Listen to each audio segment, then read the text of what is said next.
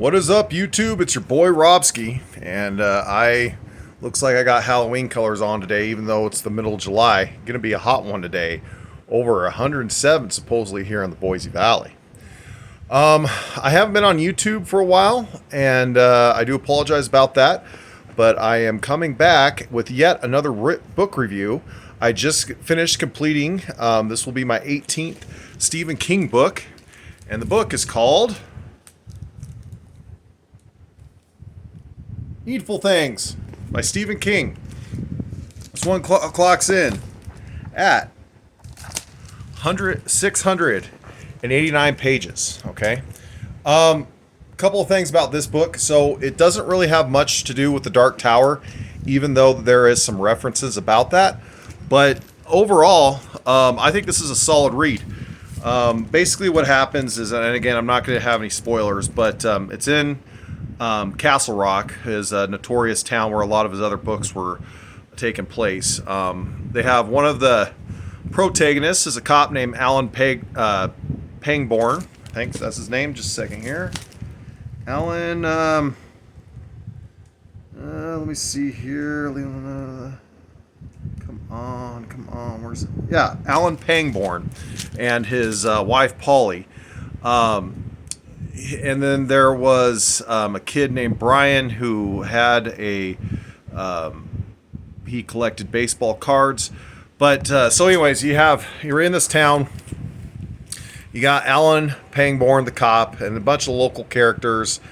And what happened is that there was this man that came in by the name of Leland Gaunt, and he brought in a shop called Needful Things. And Gaunt becomes the absolute main antagonist.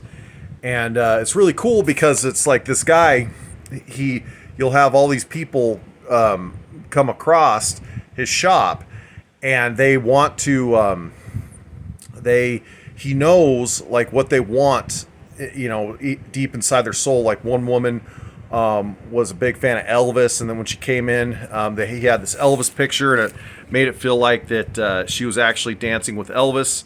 Another person wanted a foxtail.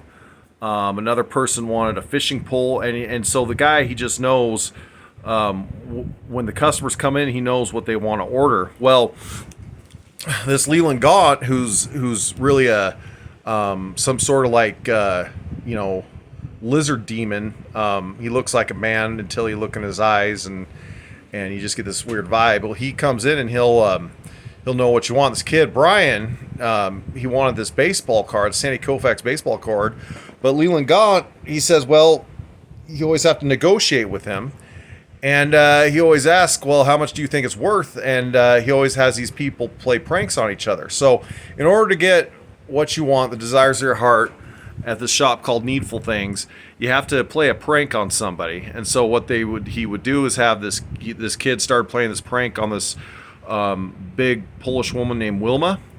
And then he did the same for this other person named Needy. And they they thought it was each other, so they ended up duking it out and then killing each other. And then you had an interesting dynamic between the Catholics in the town and the Baptists. And so, again, Leland Gaunt would do the same thing. He would have people go play pranks on them, and then they think it was each other, and they started killing each other. So it was just like a destructive, free-for-all kind of brawl. And Gaunt was at the bottom of it this whole time, but the cops didn't figure it out till the end. So basically, that's the premise of the story. I'm not going to spoil it for you. It is a very long read. It's a good read. Again, Stephen King is really descriptive, and that's what I like about him. I'm going to give this book, if we're going to go on a scale of 10, it's better than average. It starts off really, really slow. It's definitely not his best work, but it's a solid read. I'd say I'm going to give it a 7. 7 out of 10. And the reason why is because one, I think Gaunt is a good villain. I do like the protagonist, Alan Pangborn. There's some really cool stuff that happens at the end. Like, so the book really starts to get, like, you can see the table being set, but it doesn't really get great until the end. At the end, it's really cool, especially with like the free-for-all, what's going on, the destruction of the town, and just kind of the dynamics and the mystery to it. So There's a few references. He has a car called the Tucker Talisman, and that's a reference to obviously the Talisman, the book. Like I said, I thought Gaunt was a good villain. Not the best villain, obviously, but he still had.